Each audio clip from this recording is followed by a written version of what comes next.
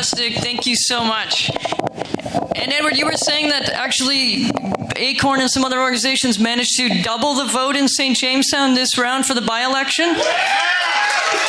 All right, you keep the momentum up over there. We need those St. Jamestown votes. Okay, our next speaker is a person whose first album purchase was way too cool for all of us. It was the White Album. I bring you Jamaal Montasse. Great. So I'm Jamaal from Engineers Without Borders. If you would like to learn more about us, please visit our website at www.ewb.ca.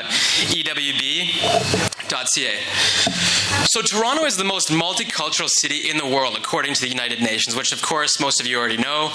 Around half of the residents of the city are born outside Canada. And still to this day, many immigrants that come to Canada choose to settle in Toronto. My parents actually moved to Toronto in the 1970s after their country was partially ravaged by war. And they realized that with the little English and little money they had, there was more opportunities here in Toronto than in their home country for education, jobs, and to start and build a family. And when you go outside in Toronto, you see this mosaic of colors, languages, and cultures of people from all over the world who have come here for opportunity. I think it's that idea of opportunity that has yielded this multicultural city we live in. And I think it's something we can be proud of, that we're a multicultural city. But I think we can also strive to be a global city. And I think we can be a city that's aware of our impacts outside our city borders, and we can consciously minimize those negative effects that we can have on communities outside our city. So one way we can do that is by becoming a fair trade city. So who's heard of fair trade or has seen these logos? Okay. So for those of you who don't know what fair trade is, basically when you see this logo on a product, it basically certifies that that product is fair trade, which means the producer received a minimum price for that product, the environment was safeguarded in the production of that product, and the producer also receives a social premium which they can spend on schools, healthcare infrastructure, or other infrastructure in their community. And I also hear about, I hear a lot of conversations about local food now in cities. And I think local food is about building and increasing the economic, environmental, and social health of a particular area. And I think fair trade fits very well with that for products and commodities we can't grow here.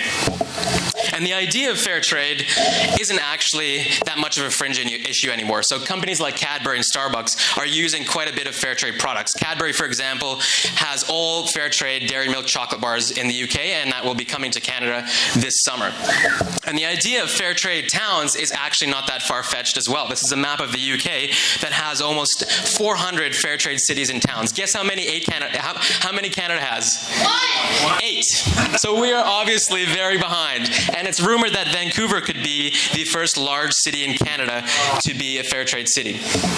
So what does it take, of course, to be a fair trade city? Well, first, City Council has to have a resolution that they will only use fair trade coffee, tea, and sugar, and other products when available in municipal meetings and offices. As well, a committee would be struck that has a member of City Council and is largely made up of community members so that we can actually get restaurants, cafes, community groups, faith groups, schools, and universities to start using fair trade products in order to get a minimum number of those using fair trade products to meet the criteria that would make us a fair trade designated city.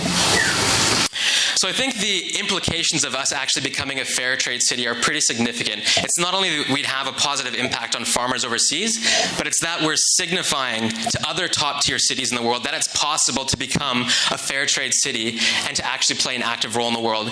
And it's an institutional recognition of the idea that we Torontonians actually can play an active role in the world and choose to have the type of impact we want in the world with the decisions we make.